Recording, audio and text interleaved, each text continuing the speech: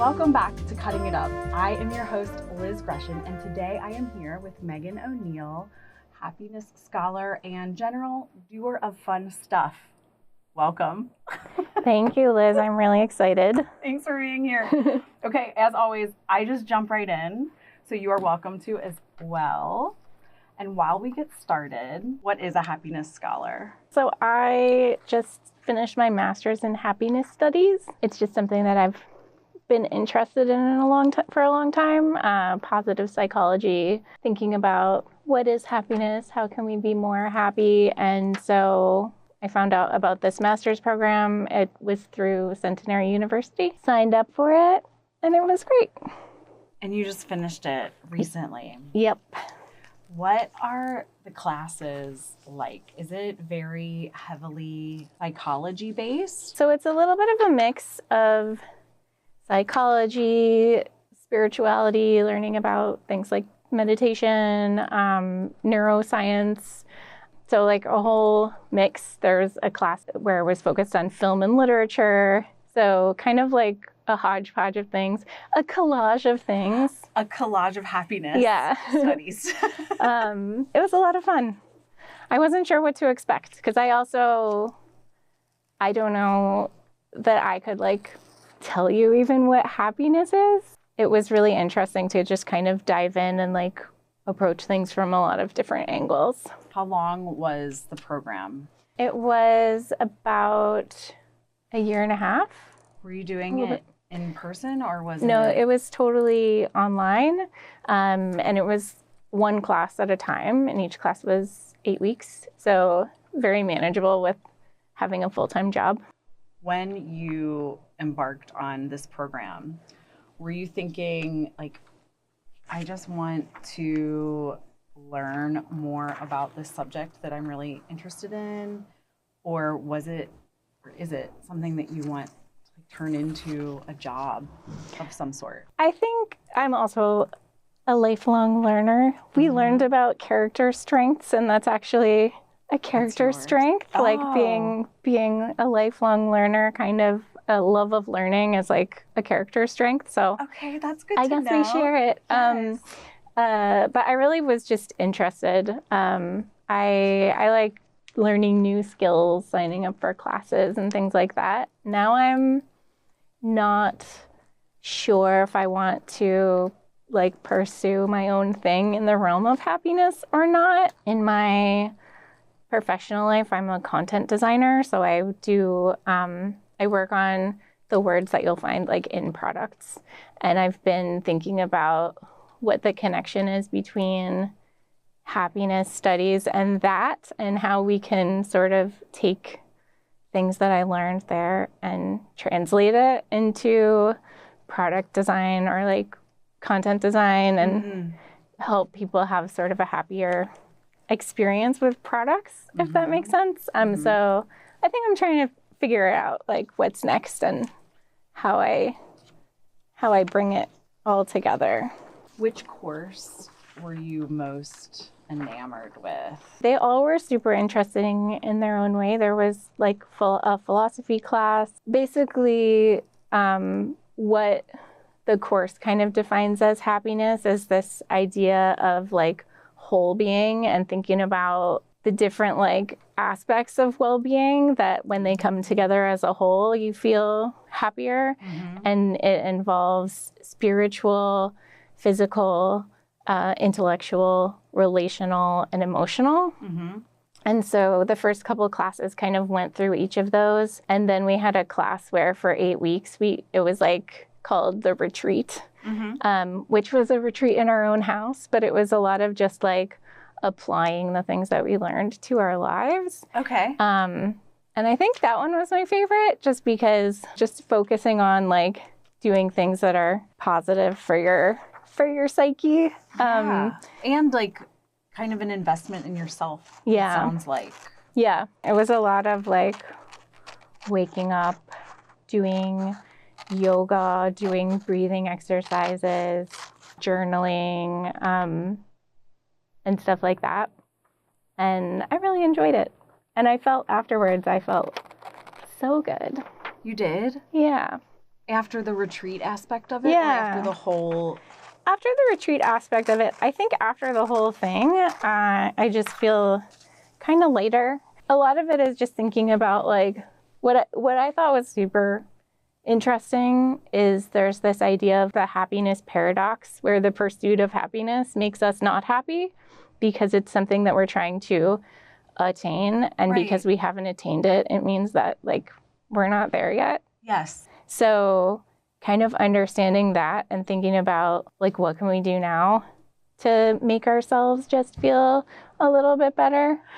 Was there anything in this, because I hear what you're saying and that does make sense to me, but I'm also thinking about the phrase, not about the destination. It's about the journey. Yeah. So like, how does that apply or does it not when it comes to happiness? I think it does. Like if you want to say like, did you lead a happy life? It's kind of implied that you haven't lived a happy life until you get to the end and you can look back at the things and say that you did. A lot of it is just about like, how can we make the most of the time that we have and that kind of stuff. Yes. It can like get really overwhelming though if you're like, oh, I gotta do yoga every day. I gotta meditate. I gotta like do breathing exercises. Right. I gotta eat healthy. I gotta exercise. I gotta like hang out with all my friends and family and like do all of this stuff. So one of the coolest things that we learned about was this idea that like small changes make a big difference. Okay. So even if you just like start one new habit of meditating for like 3 minutes every day, or putting on a song that you like in between 2 meetings and dancing in your apartment or like walking around the block once can make a big difference. I yesterday just got myself a womp womp trombone. What? Which is this trombone that's this big and you press the thing and it goes like wah, wah, wah, wah, like that. That was a bad trombone sound. I think it was excellent. If ever like something happens that I'm like, oh, and I'm so angry about it, I just do that. I'll be like, it's whatever. That's amazing. I was thinking of like to have it on work meetings and stuff. Would it just go to bring over? a little levity. Yes. I think it would be, yeah, I guess it really depends on who's in the meeting. Yes. It's like you're in a meeting with the CEO and they're like shutting down your project and you're like... I think that would be amazing. I actually really want to be part of that meeting and I don't always want to be part of more meetings. Me too. Can you tell me more about your personal retreat and like what helped you? If you felt so good afterwards, now I want to have one. One thing that I did was I used it as an opportunity to stop eating sugar because you have some like sugar there. A bundt cake, is that what they're called? I am, yeah. And that's whatever, like, I don't know if that's happiness related. I felt really good about myself for not eating sugar. Yeah. One of the things that I did was also, I wrote these like little reminders for myself. Basically, there's this idea that like, if you kind of act as if the way that you want to be, or that you tell yourself that you're like a certain way, then you kind of become that person. So I had written like reminders to myself of the type of person that I wanted to be. I embrace creativity and I find opportunities for fun, like stuff like that. And if you're reading that every day, then you sort of start like believing to feel it. Yeah. Nothing against the people that have quotes all over their kitchen that says like, home is where the heart is. Yes, home sweet home, or whatever. I hate that. I've always just been like, no, I'm not going to just put like quotes up or have a pillow with like a quote on it. Right. But there really is something to like thinking about and focusing on quotes that are like meaningful to you. I made some like animations of a couple quotes, and one of them was, every artist was first an amateur, from, is it from Emerson? Maybe. Now I'm like, oh God, is it? That's okay. Yes, I think it's Ralph Waldo Emerson, but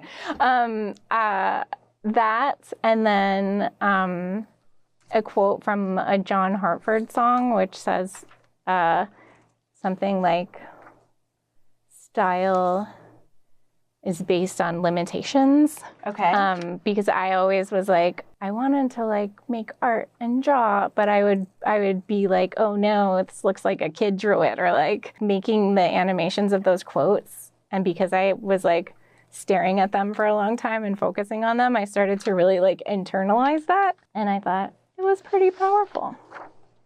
Speaking of your animations, how did you start doing them? So Megan does these amazing animations with people talking and singing. You've worked for musicians, I believe. I did. I made some music videos for my friend's band, which is Cole Quest and the City Pickers. Over COVID, I made like a bunch of music videos for their album. How did you start doing animations? I feel like when I was in high school, I had like a video camera and I started to just make stop motion animations at home. My mom actually she did a show at the local cable access station, which was why I was so excited about that you were doing this. Yes. But I kind of was exposed to like a lot of video stuff. And then I went to school and I studied video production. And while I was there, I did an After Effects class. And through that, I started to do a lot of stuff where I would like draw drawings and cut them out and then animate them in After Effects. There's a very analog feel to your work. So you do work back and forth between analog and After Effects. I'm still a little daunted by it's actually the first project that I made was actually like a collage in After Effects. So I like cut out all the pieces, scanned them, put them in After Effects and just like animated them. I like that. I like the like, it's a little bit analog, but it's a little bit digital. It feels. I think that's why I find your animation so successful, because I am drawn to that analog feel to it. And now I get a little bit turned off when something is it's only digital, or like there's no. And now it's AI. Yeah, it feels like there's no heart in it. So is that still your preferred method when you're doing all of your animations now? I think so. I really like the style of like cell animation that's kind of done like on a computer though, where you've like drawing vector images in Illustrator or something like that. I kind of like the style of it, but I'm not good at it. So I think I've kind of stuck to what you're good at. Kind of feels like it came more naturally. Every time I try and find like a new style, I just go back to the same thing that I did like in college. I think there's something great about that though, testing something else out and then coming back to what you like or what you're comfortable with or just your style in general, because I have to think that something is informing your practice no matter what. So you, even if you don't realize it, you might be taking something new into like your established practice. Yeah. Yeah. If you had to choose between animating and letterpress, printmaking, do you have one love or the other, or do you like them in equal amounts? I like them in equal amounts. I probably like animating more. I don't know. What I like about both things, I think, is the element of like trial and error. Because when you want something to look at, in After Effects, I feel like for me, it's like all trial and error. Like I'll be like, I don't know how I'm doing this. I'm just like Googling, like, how do you do this thing? And and sometimes it works out and sometimes it works out less. Same thing with letterpress. Like, I don't know what I'm doing. I took a class when I was doing my wedding invitations and it was like before COVID.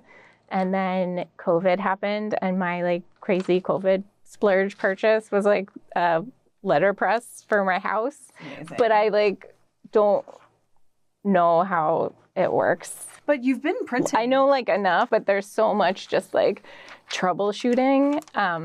Because I'll like try and print something and I'll be like, okay, well, this half of it like isn't printing. Why? Like, let me tinker with stuff and figure it out. And my husband has been very helpful for that too. Is he he's a good. letterpresser? He's What'd you not. say? He's Just printmaker? He's not, but he's good at like figuring out when technical stuff's not working. So Okay. he's been really helpful for like troubleshooting. Remind me what kind of letterpress you have. It's like a tabletop one where you pull the thing down. It has like a plate. It has the plate that you put like the paint on, and then it has a roller that goes over it, and Okay. you pull a thing, and it just like presses it on. Okay. Thing. Yeah. I can visualize it actually. So that worked for I me. feel like I did a good job of being a mime just now. Yes, you did. Very much so.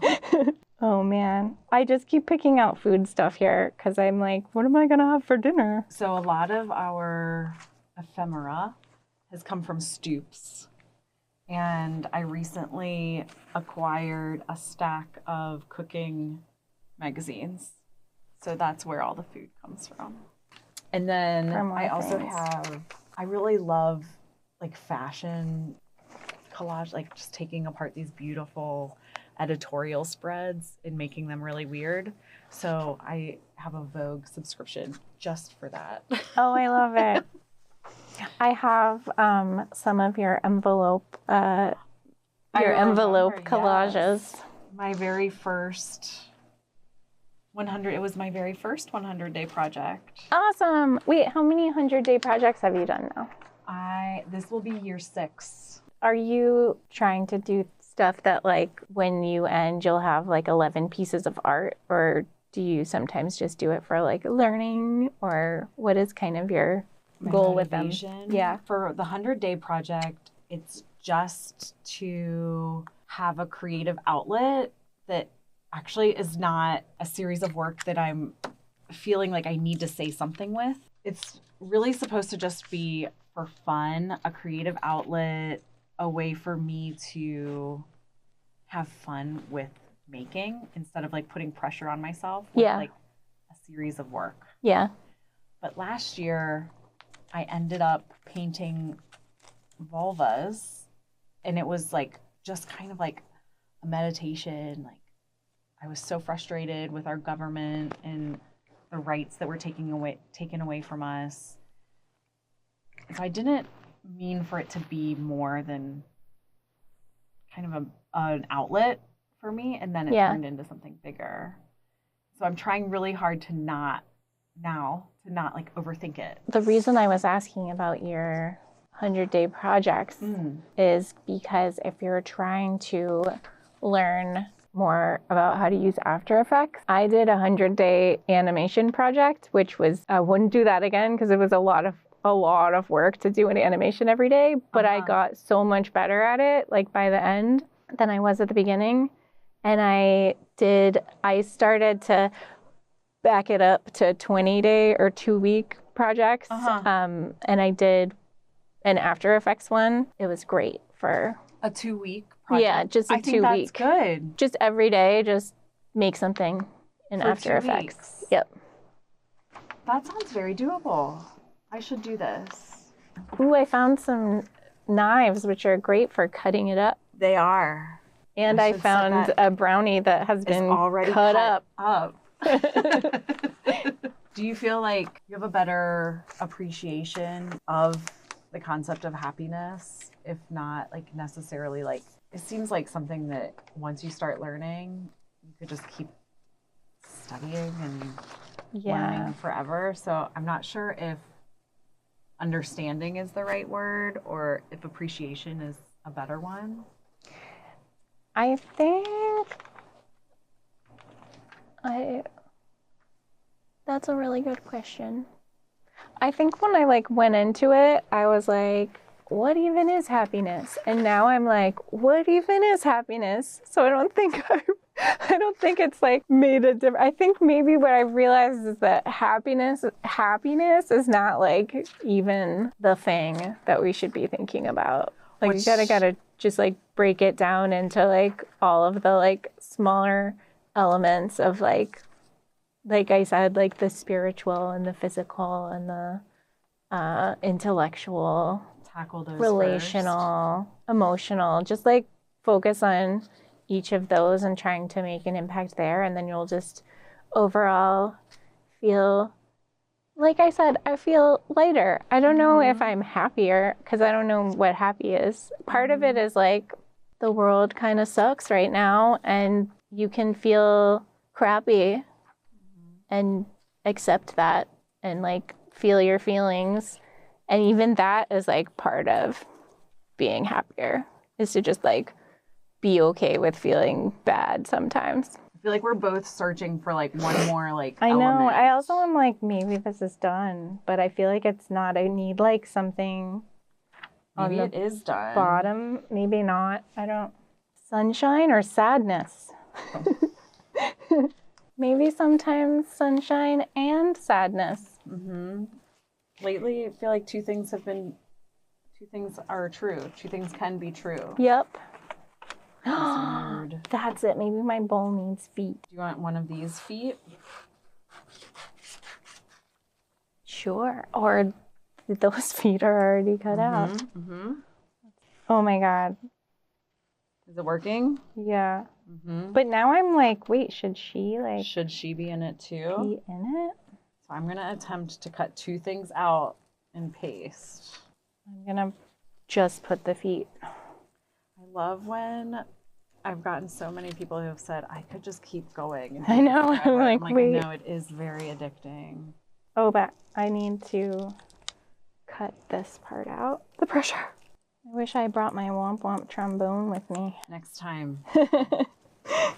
Now I need to figure out like how to paste this. How to glue it all. Yeah.